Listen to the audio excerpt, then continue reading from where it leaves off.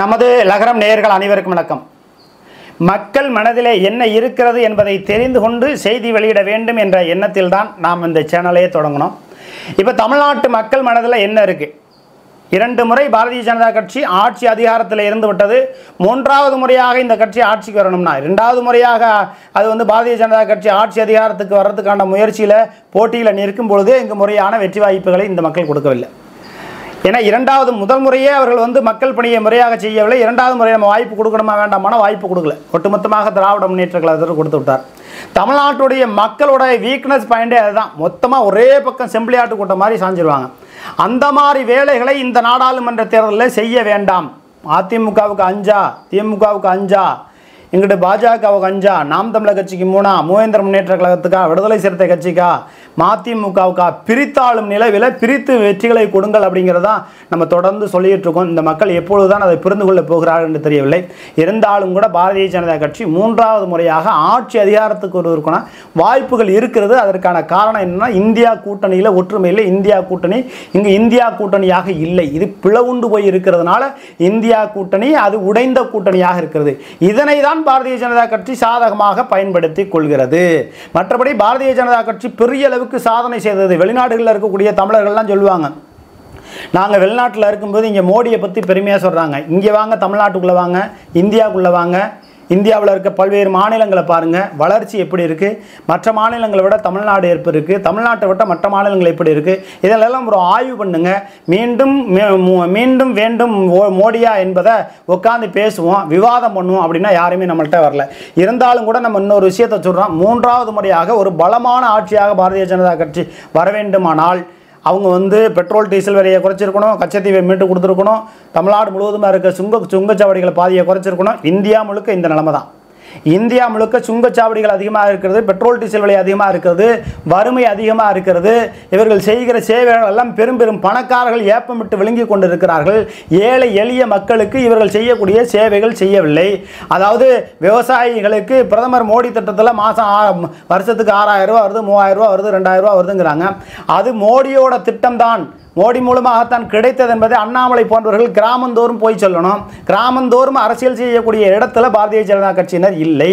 அப்படி இருக்கிற நிலைமையில தான் திருப்பூருக்கு வந்த, பல்லடம் பகுதிக்கு வந்த மோடி அவர்கள் என்ன சொல்லுகிறார்? புரட்சித் தலைவர் எம்ஜிஆர் அவர்களுடைய ஆட்சியும் அம்மையார் ஜெயலலிதா அவர்களுடைய ஆட்சியும் பொற்கால ஆட்சின்னு சொல்றார். இங்கே தான் இருக்கான் சந்திரன் அப்படிங்கிறது மாதிரி பொற்கால ஆட்சின்னு சொல்றார். அண்ணாமலையை பக்கத்திலே உட்கார வச்சுக்கிட்டு அனைத்து இந்திய அண்ணா திராவிட முன்னேற்ற கழகத்தினுடைய ஆட்சி பொற்கால ஆட்சிங்கிறார். அப்போ பொற்கால ஆட்சின்னா ஓட்டு எங்கே போவோம்? அதிமுகவுக்கு தானே போவோம். அம்மையார் ஜெயலலிதா என்பவர் தனிப்பட்ட நபர் கிடையாது. அவர் அனைத்து இந்திய அண்ணா திராவிட முன்னேற்ற கழகத்தினுடைய பொதுச் செயலாளராக இருந்திருக்கிறார். அந்த ஆட்சியை சிறப்பான ஆட்சி என்று சொல்லுகிறார். ஆனால் அந்த ஆட்சியிலே 13 அமைச்சர்கள் ஊழல் முறைகேடு செய்திருக்கிறார் என்று ஆளுநரிடம் புகார் கொடுத்திருக்கிறார் ஸ்டாலின், எதிர்கட்சி தலைவராக இருக்கும்போது. அப்போ ஸ்டாலின் இப்போ அறிக்கை விடணும். அதிமுக நல்லாட்சின்னு மோடி சொல்கிறாரு, ஊழல் ஆட்சின்னு அண்ணாமலை சொல்கிறாரு. இது குழப்பமாக இருக்கிறதுன்னு அவர் சொல்லணும். ஆனால் நாம் ஒன்று சொல்கிறோம், அண்ணாமலை சொல்லுகிறார் ஜெயலலிதா ஆட்சி ஊழல் ஆட்சின்னு சொன்னார், ஆனால் மோடி நல்லாட்சின்னு சொல்கிறார். சரி, நல்லாட்சி ஊழல் ஆட்சிங்கிறதெல்லாம் அப்பாற்பட்ட விஷயம். அதாவது எடப்பாடி பழனிசாமி ஊழல் ஆட்சி செய்தார், அம்மையார் ஜெயலலிதா நல்லாட்சி செய்தார்னு சொல்லாமல் சொல்லிட்டு போகிறார். அது உண்மைதான், மாற்று கருத்து இல்லை. அம்மையார் ஜெயலலிதாவுடைய ஆட்சி நல்லாட்சி தான், எடப்பாடி பழனிசாமியோட ஆட்சி ஊழல் ஆட்சி தான், மாற்று கருத்து இல்லை. ஆனால் 75 நாட்களுக்கு மேலாக அம்மையார் ஜெயலலிதா அவர்கள் அப்பல்லோ மருத்துவமனையில் இருந்தபொழுது இந்த மோடி ஒரு முறை கூட பார்க்கவில்லை. அதற்கான காரணம் என்னன்னா, ராகுல் காந்தி முதல்ல பார்த்தாரு. பிரதமராக இருக்கிற நம்மளை கூப்பிடலை, ராகுல் காந்தியை கூப்பிட்டாங்க. அப்படிங்கிறது மாதிரியான ஒரு முரண்பாடு இருக்கிறதுனால மோடி வரலனாலும், 1000 தான் அவங்க கூட்டிகிட்டு வந்தாங்க, கூட்டிகிட்டு வரலனாலும், ஒரு இந்திய நாட்டினுடைய பிரதமர் என்கிற போது ஒரு மாநிலத்தினுடைய முதலமைச்சரை மருத்துவமனையில் பார்த்துருக்கணும். அதாவது அந்த 75 நாட்களுங்கும் போது ஒரு 60 நாளுக்கு பிறகாவது பார்த்துருக்கணும். அப்போ ஏதோ ஒரு சதி நடந்திருக்கிறது அப்படிங்கிற ஒரு ஐயப்பாடு மக்கள் மத்தியில் இருக்குது. அந்த சந்தேகத்தை மோடி முதல்ல போக்கணும். ஆக இந்த தமிழ்நாட்டை பொறுத்தவரையிலும் அண்ணாமலை செய்கின்ற அரசியல் என் மண் என் மக்கள், உங்கள் மண்ணு தான், உங்கள் மக்கள் தான், உங்கள் மண்ணில் இருக்கக்கூடிய உங்கள் மக்கள் தான். இங்கே பெட்ரோல் டீசல் விலை 100 ரூபாய்க்கு மேலே போயிட்டுருக்கு. இதை கட்டுக்குள் கொண்டு ஒரு 60 ரூபா 70 ரூபான்னு கட்டுக்குள்ளே கொண்டு வர முடியல. இந்தியாவை தவிர பிற நாடுகளிலெல்லாம் 50 ரூபா 60 ரூபா 70 ரூபாயை தாண்டலை. 70 ரூபாங்கிறே அதிகம். ஏன் இங்கே இந்தியாவில் மட்டும் 110 ரூபா 100 ரூபா பெட்ரோல் விலை வைக்குது? ஒவ்வொரு மாநிலத்தினுடைய பெட்ரோல் வரியை 35 ரூபா. அது பொதுவாக இந்தியா முழுக்க பாரத பிரதமர் மோடி அவர்கள் ஒரு மாநிலத்தினுடைய பெட்ரோல் டீசல் வரி 15 ரூபாய்க்கு மேலே இருக்கக்கூடாது அப்படிங்கிற மாதிரியான ஒரு பொது சட்டத்தை கொண்டு வரணும். பொது சிவில் சட்டம்னு சொல்றாங்க இல்லையா, அதுபோல இந்தியா முழுக்க பூரண மது விலக்கை கொண்டு வரணும். தென்னம்பால் பணம்பால் இறக்க அனுமதி கொடுக்க இந்தியா முழுக்க நாங்கள் அனுமதி கொடுக்குறோம்.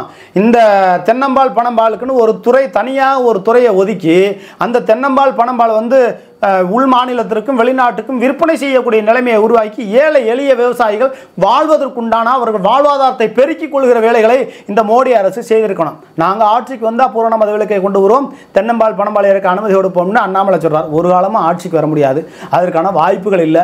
இங்கே பாரதிய ஜனதா கட்சியில் இருக்கக்கூடிய திருச்சி மாவட்டத்தில் இருக்கக்கூடிய மாநகர புறநகர மாவட்டத்தில் இருக்கக்கூடியவர்கள் கே என் நேரு ஊழல் செய்கிறார், முறைகேடு செய்கிறார், அன்பில் மகேஷ் ஊழல் செய்கிறார்னு சொல்லவே முடியாது. திருச்சி மாவட்டத்தில் மண்ணச்சநல்லூர் சட்டமன்ற தொகுதியில் மண்ணச்சநல்லூர் ஊராட்சி ஒன்றியத்தில் இருக்கக்கூடிய சேர்மன் ஸ்ரீதர் முறைகேடு செய்கிறார் அப்படின்னு பாரதிய ஜனதா கட்சியை சார்ந்தவர்களால் சொல்ல முடியாது.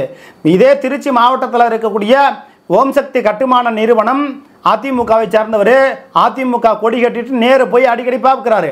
அப்போ அவர்களுக்குள்ள ஒரு கள்ளத்தொடர்பு இருக்கிறது, அரசியல் கள்ளத்தொடர்பு. அப்போ அந்த ஓம் சக்தி கட்டுமான நிறுவனம் மணப்பாறை பகுதியில் தரமற்ற சாலை, தரமற்ற பாலம் அமைக்கிறது. இதை பாரதிய ஜனதா கட்சி கண்டித்து ஏதாவது ஒரு போராட்டமோ ஆர்ப்பாட்டமோ அதை கண்டுபிடிக்கக்கூடிய வேலைகளை செய்ய முடியுமா? முடியாது. அப்போ பாரதிய ஜனதா கட்சி தமிழ்நாடு முழுக்க திராவிட முன்னேற்ற கழகமும் அதிமுகவோடும் கள்ளத்தொடர்பு வைத்துக்கொண்டு நல்லா சம்பாரிச்சுட்டு இருக்காங்க. இது அண்ணாமலை அவர்களுக்கு தெரியும். இந்த சூழலில் நாங்கள் ஆட்சிக்கு வந்தால் பூரண மது விலக்கை கொண்டு வருவோம், நாங்கள் ஆட்சிக்கு வந்தால் தென்னம்பால் பணம்பால் இறக்க கொண்டு வருவோம். இப்போ நான் கூட தான் சொல்லுவேன், நான் அமைச்சரானால் இந்த திட்டத்தை கொண்டு வரதுக்கு நான் சட்டசபையில் பண்ணுவேன். அமைச்சராக முடியுமா? ஆகையினால வர முடியாத ஒன்றை சொல்லி சொல்லி அரசியல் செய்து இவர் மத்திய அமைச்சராயிரணும். இப்போ அடுத்த மாநில தலைவராக வானதி சீனிவாசனா, நிர்மலா சீதாராமனா அப்படிங்கிற மாதிரியான ஒரு நிலைப்பாடு இருக்கு. அந்த எண் மக்கள் எண் மக்கள் அப்படிங்கிற இந்த பாத யாத்திரை வெற்றி பெற்றதான்னா அண்ணாமலைக்கு மட்டும் வெற்றி பெற்றது, பாரதிய ஜனதா கட்சிக்கு வெற்றி பெற்றதா? கிடையாது. அதற்கான காரணம் என்னன்னா, எம்ஜிஆர் ஜெயலலிதாவோட ஆட்சி நல்ல ஆட்சி, பொற்கால ஆட்சின்னு சொல்றாரு. எம்ஜிஆர் ஆட்சியை அண்ணாமலை ஊழல் ஆட்சின்னு சொல்றாரு. இங்கு முரண்பட்டு நிற்கிறார்கள் மக்கள். ஆகையால மோடி இந்த பாஜக வந்து தமிழ்நாட்டில் ஏதாவது 2 தொகுதியா கோயம்புத்தூர்லயோ கன்னியாகுமரியிலையோ அதுவும் வெற்றி பெற்று விடலாம். அதுவும் விளவங்கோடுல விஜயதரணியை வந்து வேட்பாளர் நிற்க வச்சிங்கன்னா உள்குத்து வேலை பார்த்து காலி பண்ணி விட்டுருவாங்க. இப்படியான நிலைமை தான் பாரதிய ஜனதா கட்சிக்கு இருக்குது. இந்த எண் மக்கள் என்ற இந்த பாத யாத்திரை பாரதிய ஜனதா கட்சிக்கு தான் வெற்றியை தவிர மக்களுக்கான வெற்றி கிடையாது. அதுவும் திருப்பூர் மாவட்டத்தில் அந்த கூட்டத்தை நடத்தி இருக்கிறார்கள். திருச்சி மாவட்டத்தில் திருச்சியில் நடத்திருக்கணும் மையப்பகுதி, திருச்சி தான் மையப்பகுதி. கன்னியாகுமரியிலேருந்து, சென்னையிலேருந்து, இங்கே நாகப்பட்டினத்துலேருந்து, கோயம்புத்தூர்லேருந்து எல்லாரும் வரக்கூடிய வருகைக்கான ஒரு மையப்பகுதியாக இருக்குது. அப்படி இந்த திருச்சி மாவட்டத்தில் இருக்கக்கூடிய இந்த திருச்சியில் வந்து அந்த விழாவை அவர் நடத்தியிருக்கணும். பாத யாத்திரை, இறுதி பாத யாத்திரை அவங்க நடத்தியிருக்கணும். ஒழிய திருப்பூரில் போய் நடத்துகிறாங்க. மோடி அவர்கள் பேசும்போது கைத்தட்டல் அதிகமாக இருக்குது, ஹிந்தியில் பேசும்போது கைத்தட்டல் அதிகமாக இருக்குது, தமிழில் பேசும்போது கைத்தட்டல் அதிகமாக இல்லை. காரணம் என்னென்னா, வடமாநில தொழிலாளர்கள் அங்கே அதிக அளவுக்கு குவிந்திருக்கிறார்கள். அதுதான் காரணம்.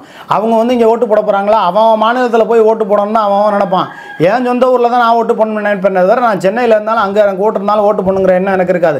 அதனால் வட மாநிலத்தவர்கள்லாம் எலெக்ஷன் வந்தால் வட மாநிலத்தில் ட்ரெயினை பிடிச்சி ஓடி போயிடுவான்.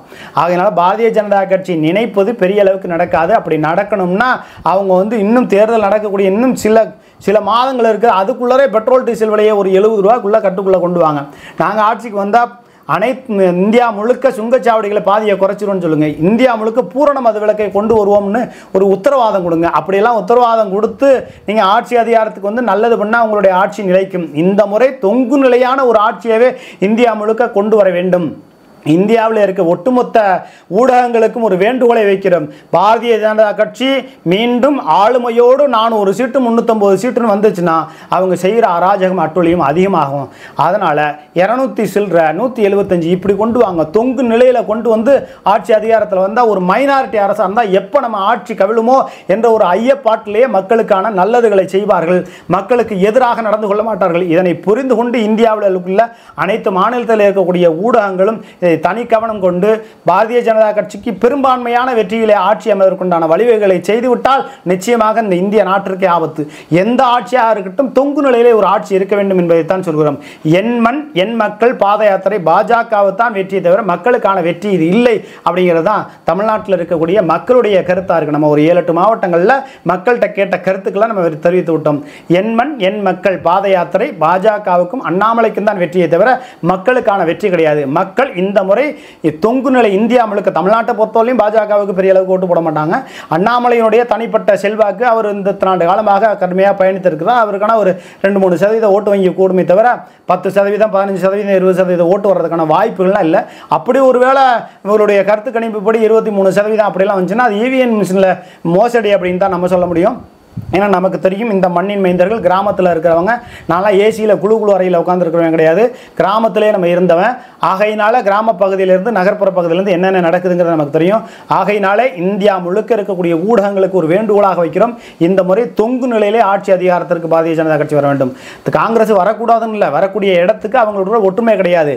தமிழ்நாட்டில் இருக்கக்கூடிய ஸ்டாலின் அவர்களே ராகுல் காந்தி பிரதமர்னு சொல்லலை, அகிலேஷ் யாதவ் சொல்லலை, மம்தா பானர்ஜி சொல்லலை.